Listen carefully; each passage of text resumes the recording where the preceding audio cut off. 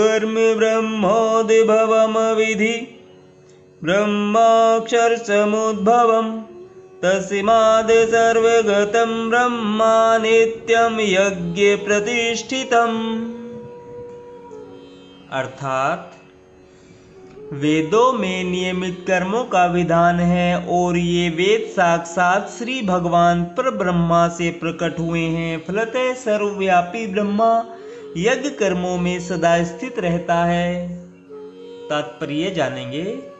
इस श्लोक में यज्ञार्थ कर्म अर्थात कृष्ण को प्रसन्न करने के लिए कर्म की आवश्यकता को भली भांति विवेचित किया गया है। यदि हमें यज्ञ पुरुष विष्णु के परितोष के लिए कर्म करना है तो हमें ब्रह्मा या दिव्य वेदों से कर्म की दिशा प्राप्त करनी होगी। अतः सारे वेद कर्मादेशों की संहिताएं हैं। वेदों के निर्देश के बिना किया गया कोई भी कर्म विकर्म या अवैध अथवा पाप पुण्य कर्म कहलाता है। अतः कर्म फल से बचने के लिए सदैव वेदों से निर्देश प्राप्त करना चाहिए। जिस प्रकार सामान्य जीवन में राज्य के निर्देश के अंतर्गत कार्य करना होता है, उसी प्रकार भगवान के परम राज्य के निर्देशन में कार्य करना चाहिए।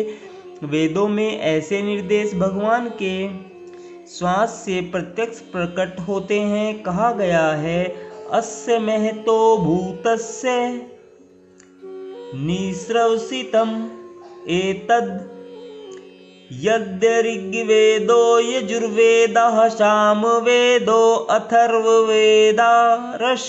चारो वेद ऋग्वेद यजुर्वेद सामवेद और अर्थवेद भगवान के श्वास से उद्भूत है। ब्रह्म संहिता से प्रमाणित होता है कि सर्वशक्तिमान होने के कारण भगवान अपने श्वास के द्वारा बोल सकते हैं।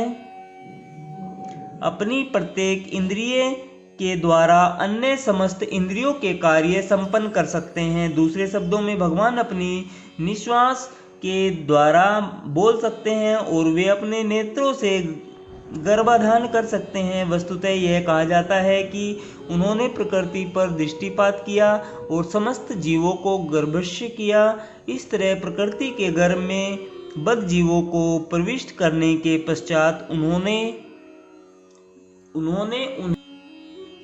वैदिक ज्ञान के रूप में आदेश दिया, जिससे वे भगवत धाम वापस जा सके। हमें यह सदैव स्मरण रखना चाहिए कि प्रकृति में सारे बद्ध जीव भौतिक भोग के लिए इच्छुक रहते हैं, किंतु वैदिक आदेश इस प्रकार बनाए गए हैं कि मनुष्य अपनी विकृत इच्छाओं की पूर्ति कर सकता है और तथाकथित सुख भोग पूरा करके भगवान के पास लौट सकता है। बद्ध जीवों के लिए मुक्ति प्राप्त करने का यह सुनहरा अवसर होता है। अतः उन्हें चाहिए कि कृष्ण भावना भावित होकर यज्ञ विधि का पालन करें।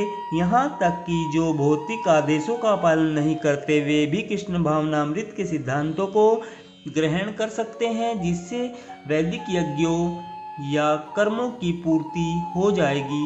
राधे राधे दोस्तों, जय श्री कृष्णा। आज हमने श्रीमद् भागवत गीता के अध्याय 3 के 15वें श्लोक का आनंद लिया है। यदि श्लोक पढ़ते हुए या तात्पर्य में मुझसे कोई त्रुटि हुई हो तो मुझे माफ करना। राधे राधे, जय श्री कृष्णा।